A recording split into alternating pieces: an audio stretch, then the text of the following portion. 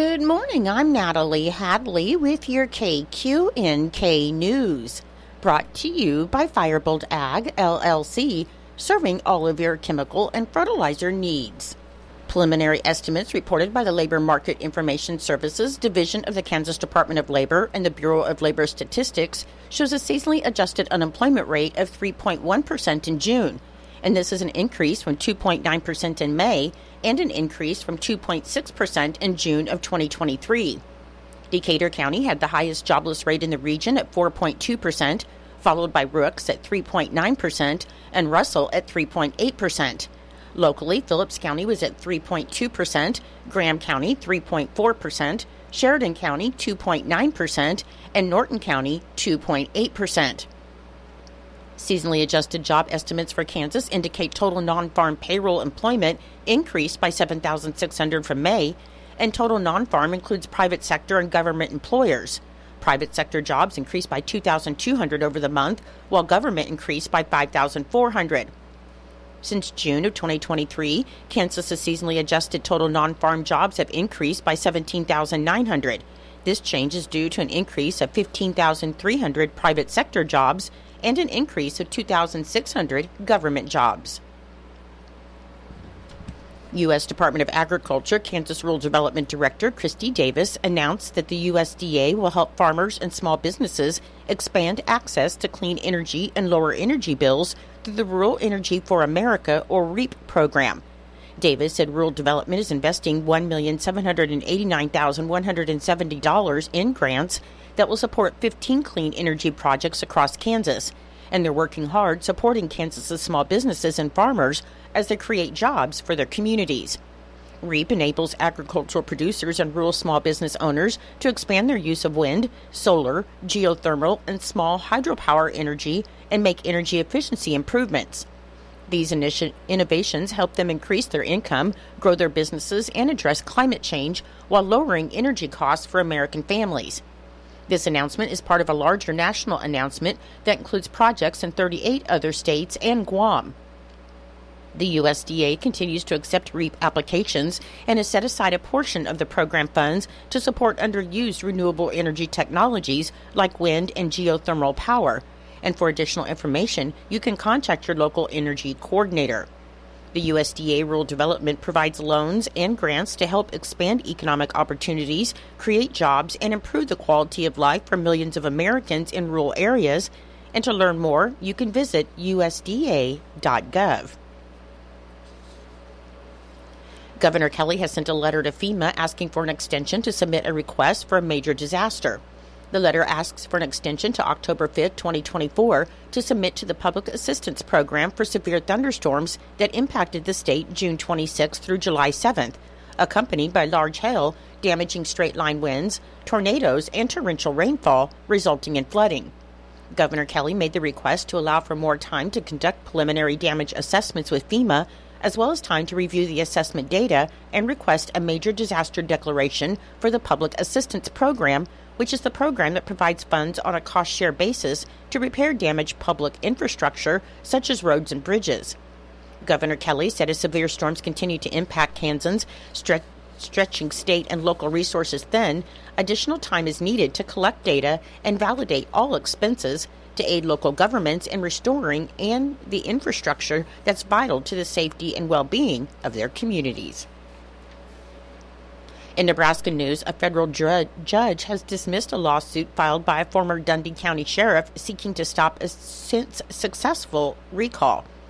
According to U.S. District Court records, a judge dismissed a lawsuit filed by Clinton C.J. Smith, who initiated legal proceedings by filing the lawsuit against the state of Nebraska, the Dundee County Board of Commissioners, the Dundee County Attorney, and other individuals involved in a recall effort against him. Smith was recalled in November 2023 with 92% of the vote over his failure to get law enforcement certification. Smith attempted to stop the recall in court, asking a federal judge for an injunction, saying the recall would harm his reputation, and he also appeared on podcasts featuring constitutional sheriffs.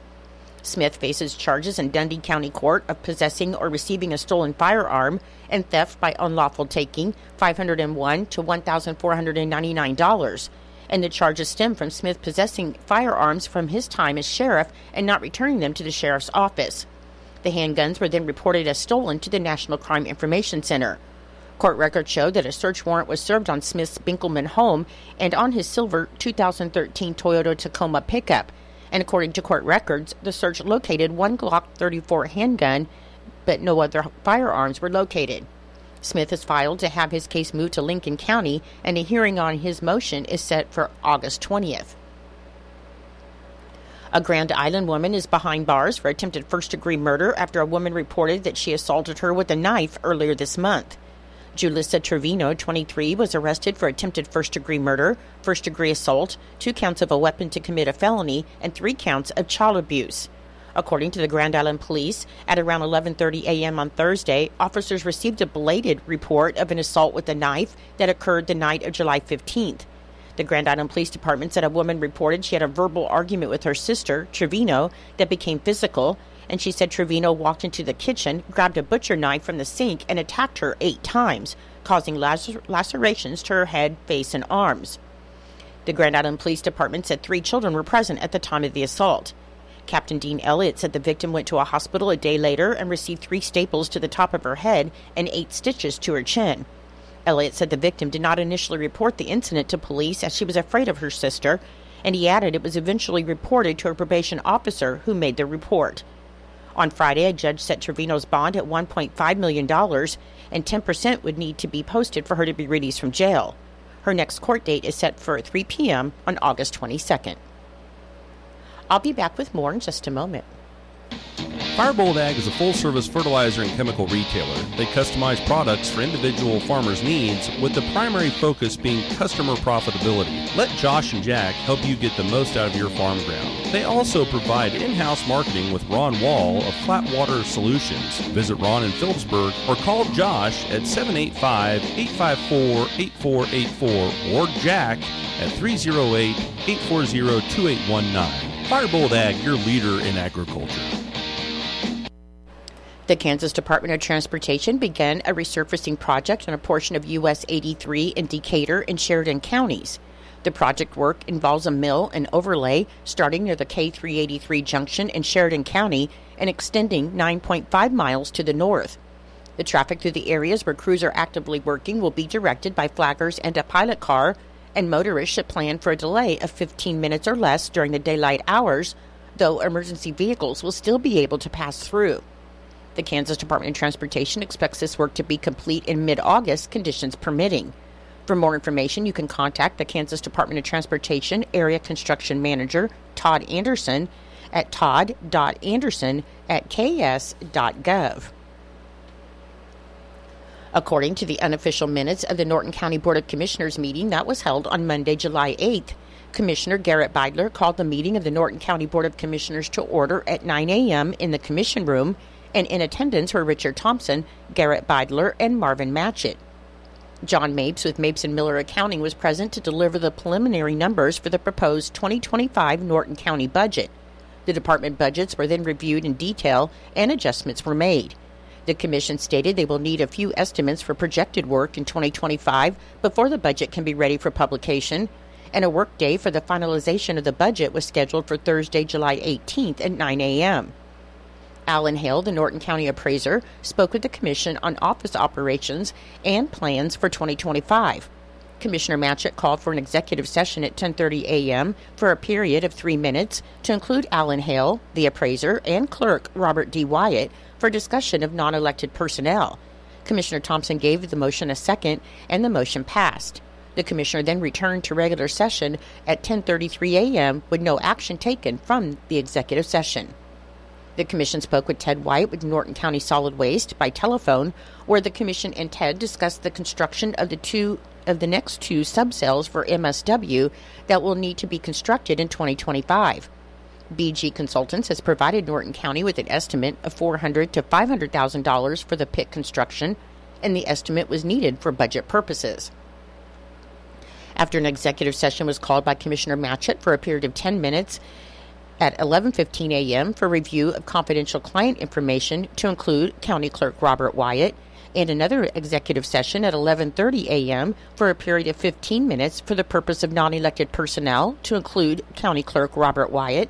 A motion was made by Commissioner Thompson to approve the minutes from the June 28, 2024 Commission meeting, with the second from Commissioner Matchett, and the motion passed.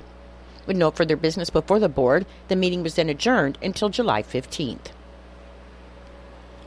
I'm Natalie Hadley. Your KQNK News was brought to you by Firebolt Ag, LLC, farmers helping farmers to succeed. You can contact Firebolt Ag today to get the most out of your farmland. Your KQNK weather forecast is being brought to you by Hinkle Termite and Pest Control, your Norton experts for all of your pest control needs. Your forecast for today, it should be sunny and hot with a high near 101 and an east wind of 5 to 10 miles per hour. For tonight, it should be mostly clear with a low around 69 and a southeast wind of 5 to 10 miles per hour. On Tuesday, it should be mostly sunny and hot with a high near 107 and a south wind of 5 to 10 miles per hour. And on Tuesday night, it should be partly cloudy with a low around 74. I'll be back with the rest of your forecast in just a moment. When you've got bugs, we know what a nuisance that can be. Lock 'em out. From Hinkle Termite and Pest Control, Lock 'em Out is our very effective residential insect prevention program. We'll come to your place and treat your foundation plus all insect entryways. And while we're there, receive a free termite inspection. Call Mr. Rich Wenzel, our certified technician in Norton, at 785-202-0167. That's 202-0167. Continuing with your weather forecast on Wednesday, there's a slight chance of showers with thunderstorms possible after 1 p.m. Otherwise, it'll be mostly sunny and hot with a high near 104. On Thursday, it should be sunny and hot with a high near 100. On Friday, sunny and hot with a high near 100. On Saturday, it should be mostly sunny and hot with a high near 97. And on Sunday, mostly sunny and hot with a high near 98. Currently, with fair skies, it is 79 degrees. The wind speed is south at 15 with gusts to 24 miles per hour. The barometric pressure is 29.87. Your weather was brought to you by Hinkle Termite and Pest Control right here in Norton. You can call Hinkle Termite and Pest Control at 785-202-0167 for all of your pest control needs. It is 8:18. It's time for your Kansas Sports, brought to you by United Northwest Federal Credit Union, where everything they do for you. Save more, earn more with the Easy Saver account at the United Northwest Federal Credit Union. Enrollment in this program automatically rounds up the amount of all debit card and share draft purchases made from your checking account to the next whole dollar and deposits into the Easy Saver savings account. Not only will this account help you save, but it also earns 2.01% APY monthly. Special terms and conditions apply. Come in today and open your Easy Saver account at the United Northwest Federal Credit Union, where everything we do for you. NCUA insured.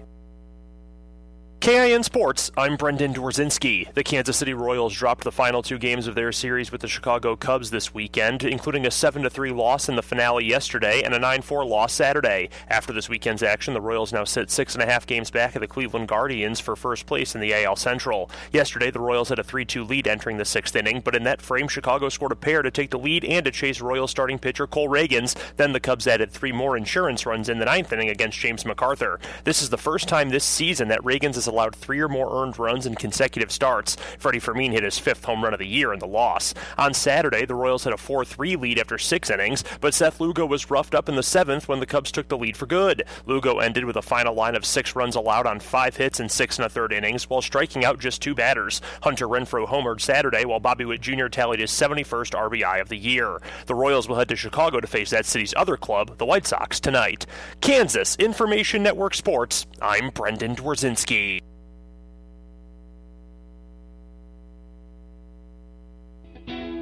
Few things are more certain for cattlemen than the nuisance of flies on their cattle in the summer. Valley Vet Supply has a whole array of insecticide application equipment, starting with the 20-gallon ATV mist sprayer. Valley Vet offers concentrated permethrin for effective economical applications. Ask about insecticide rotational options for tick and fly control. Let the cattle apply fly treatment themselves with 10-foot cattle rubs, complete with face flips. and Bullmaster mineral feeders with the patented Fly Killer covers. Valley Vet Supply can help you with your fly control program. At valleyvet.com, you'll find your every animal need. Valley Vet Supply knows no zip codes and will get meds and more delivered to your door for all of the animals in your house or barn. Visit valleyvet.com, your one-stop shop for meds and more, or visit their store in Marysville. ValleyVet.com, ValleyVet.com, Valley Vet Supply. It's true, many of us spend more time thinking about what's for dinner than preparing for retirement. But if you think your retirement needs deserve more attention, I agree, and I'd like to help. I'm Edward Jones Financial Advisor Philip Eisenhagen. Together we can give your long-term retirement strategy the attention it deserves. Stop by our office at 418 East Home here in Norton or call 877-3373. Edward Jones, Making Sense of Investing, member SIPC.